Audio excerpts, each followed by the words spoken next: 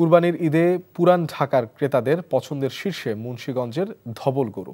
ভেজালমুক্ত দানাদার খাবারের পাশাপাশি পরম যত্ন ও মমতায় লালন পালন করতে ব্যস্ত জেলার খামারিরা। এদিকে ঈদকে সামনে রেখে ভৈরবে 40,000 পশু প্রস্তুত করা হয়েছে বলে জানিয়েছে স্থানীয় প্রাণী সম্পদ অধিদপ্তর। তবে বাজারে গো খামারের দাম বৃদ্ধি এবং ভারতীয় গরু অবৈধভাবে দেশে ঢুকে যাওয়ার শঙ্কায় তারা। ইমরুল কায়েসের ডেস্ক রিপোর্ট। মুন্সিগঞ্জের মীরকাদিম এলাকার এসব সাদা গরুর চাহিদা দেশ জুড়েই। দানাদার গোখাদ্য খাইয়ে রুষ্টপুষ্ট করা এসব গরু মোটাতাজা করায় সুখ্যাতি রয়েছে। সাদা এসব গরু লালন পালনে নেওয়া হয় বিশেষ যত্ন। নিজস্ব কারখানা থেকে সংগ্রহ করা খৈল, বুট, খেসারি, গম ও মসুরের ডালের ভুসি, মিষ্টি গুড় খেতে দেওয়া হয় এসব গরুকে। এসব গরু মোটাতাজাকরণে কোনো ধরনের ঔষধ না দেওয়ায় এর মাংসে আঁশ থাকে কম। মাংস হয় নরম ও সুস্বাদু, ফলে পুরান ঢাকার বাসিন্দাদের কাছে এর চাহিদাই অন্যরকম। এখানে ভালো জাতের গরু পাওয়া যায় এবং বিভিন্ন ভালো জিনিস খাওয়ানো হয়। এইখানে বাংলাদেশের বিভিন্ন জায়গা থেকে এসে এখান থেকে গরু নিয়ে যায়। টেপাখোলা আছে, কুষ্টিয়া আছে, যশোর আছে, তারপরে পাবনা আছে। এসব জায়গায় গিয়ে আমরা প্রতি হাটে হাটে গিয়ে এই গরুগুলা সংগ্রহ করি।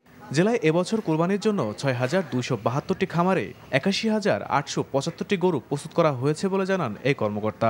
মুন্সিগঞ্জে প্রায় 150 থেকে 200 গরু রয়েছে। কোরবানির উপলক্ষে এই গরুর সংখ্যা আরও বৃদ্ধি পাবে বলে আশা করছি। এই গরুগুলি আমাদের নিবিড় তত্ত্বাবধানে রয়েছে। এদিকে ভৈরবের প্রতিটি খামারে এভাবেই পরম যত্নে লালন পালন করা হচ্ছে কোরবানির পশু। খামারে খামারে প্রাকৃতিক খাবার খাইয়ে রুষ্টপুষ্ট করতে ব্যস্ত সময় পার করছেন প্রান্তিক খামারিরা।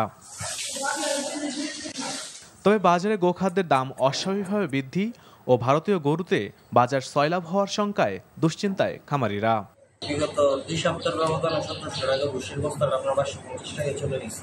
কিন্তু ভুসির ক্ষেত্রে না, সর্বত্রই আপনার ভুট্টার বেসন থেকে শুরু করে সব গোখাদ্যের দাম 500 থেকে 600 টাকা ডিফারেন্স। কোরবানির পশু নিরাপদ রাখা ও রোগমুক্ত রাখতে কাজ করছে উপজেলা প্রাণী সম্পদ অধিদপ্তর। গরুর সংখ্যা আছে প্রায় 25,000 এবং ছাগল ভেড়ার সংখ্যা আছে প্রায় 15,000 এবং দুম্বা আছে 15টির মতো। এই উপজেলায় চাহিদা হচ্ছে 15,000 গবাদি পশু কুরবানি করা হবে। গোখাদ্যের দাম নিয়ন্ত্রণ এবং সীমান্ত দিয়ে পশুর অবৈধ অনুপ্রবেশ ঠেকাতে কঠোর পদক্ষেপ নিতে সরকারের প্রতি আহ্বান জানিয়েছে খামারিরা। Imrul Kayes, NTV news desk. এই ঈদে জামা জুতো অ্যাক্সেসরিজের ডিসকাউন্ট।